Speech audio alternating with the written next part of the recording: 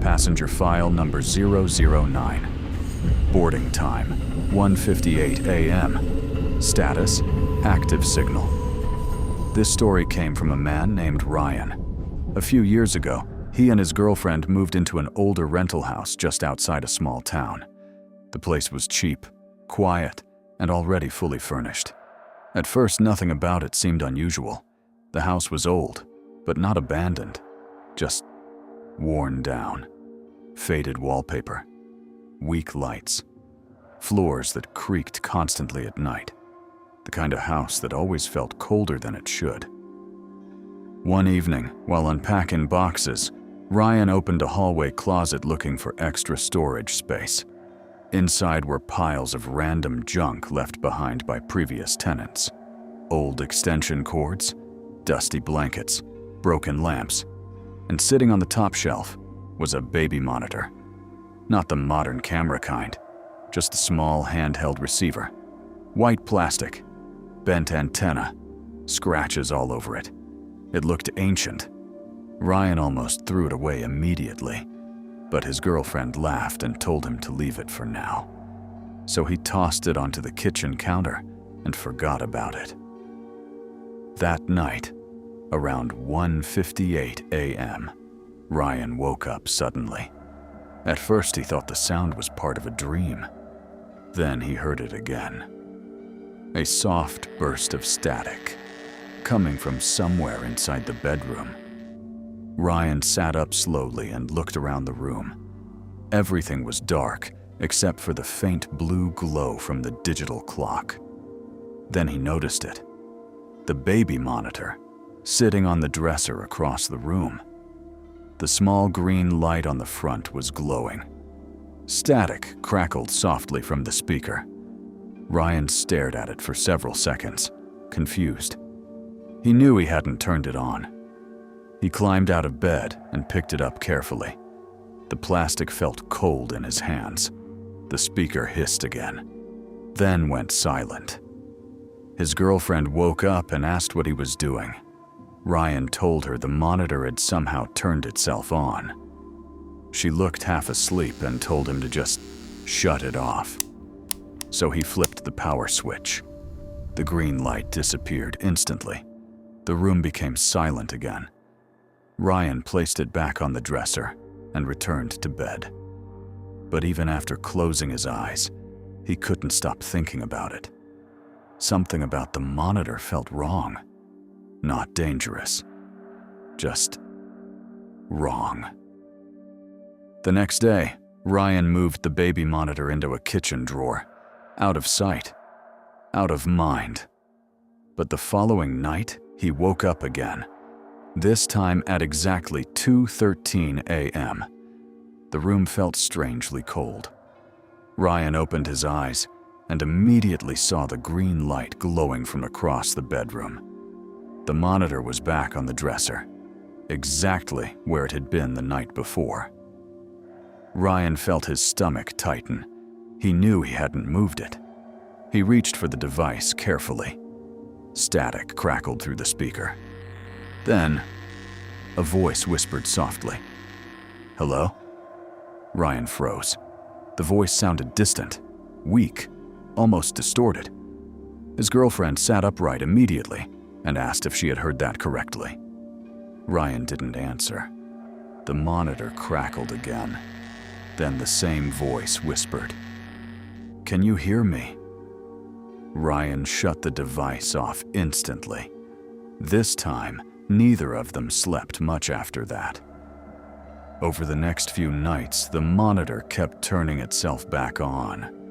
Sometimes Ryan would find it sitting in different rooms of the house, kitchen counters, hallway tables, even outside the bedroom door once. Each time he swore he hadn't moved it. Then the sounds became worse. Not voices anymore. Breathing. Slow, uneven breathing through the speaker. Late one night, Ryan picked up the monitor while sitting in bed. The breathing stopped immediately. For several seconds, there was only silence.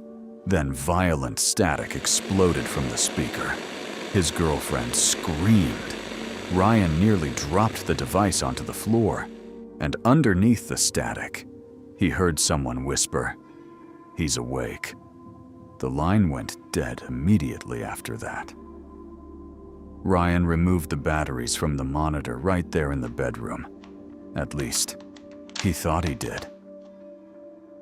A few days later, Ryan stayed awake later than usual while his girlfriend slept beside him. The house felt unusually quiet that night. No wind outside, no pipes creaking. Nothing. Around 3 a.m., he heard a faint burst of static again. Ryan slowly looked toward the bedroom doorway. The monitor was sitting on the floor outside the room, the green light glowing directly toward him. Ryan felt completely frozen. He knew the batteries were gone. For several seconds, neither Ryan nor the monitor moved. Then the speaker crackled softly. A low, distorted sound came through. Not words, just breathing again. Ryan stood up carefully and stepped toward the doorway. The hallway beyond looked darker than usual, almost unnaturally dark. And for a split second, Ryan thought he saw movement near the far end of the hall. Ryan grabbed the monitor from the floor. The breathing stopped instantly. Then violent static burst through the speaker again, this time louder than before. Ryan backed away from the hallway while gripping the device tightly. And through the static, a voice whispered, "He's awake. Not you. Not someone. He." Ryan felt a cold wave move through his chest. His girlfriend was standing behind him now, staring into the hallway. Neither of them spoke. Then, 3 slow knocks echoed from somewhere deeper inside the house. Knock, knock, knock. Ryan shut the bedroom door immediately and locked it. The entire house became silent again. But a few seconds later, they heard footsteps moving slowly down the hallway outside the room.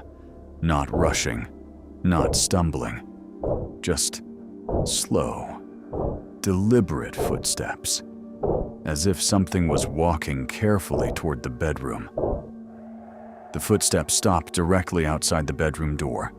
Ryan stood beside the bed, holding a heavy lamp, while his girlfriend sat frozen behind him. Nobody moved. Then came 3 slow knocks from the other side of the bedroom door.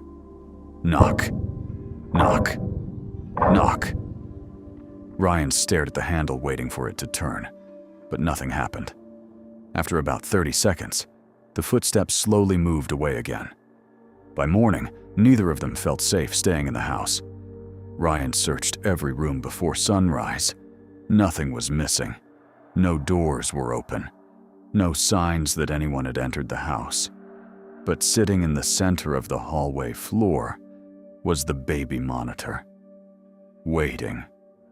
Ryan finally decided he was done with it. That night, Ryan drove across town and threw the baby monitor into a dumpster behind a grocery store. He watched it disappear beneath trash bags and broken boxes. Then he drove home feeling relieved for the first time in days. But later that night, he woke up again. The room was silent, the house was dark, and sitting on the bedside table beside him was the monitor, the green light glowing softly. Ryan slowly reached toward it with shaken hands. The speaker crackled once. Then a whisper came through clearly, closer than ever before. "Don't let him see you." Ryan felt his entire body lock up. He looked toward the dark corner of the bedroom, and for just a second, he saw something standing there. Tall, thin, almost blending into the darkness, watching him. The train moves on, but some signals were never meant to be answered. Next stop, unknown.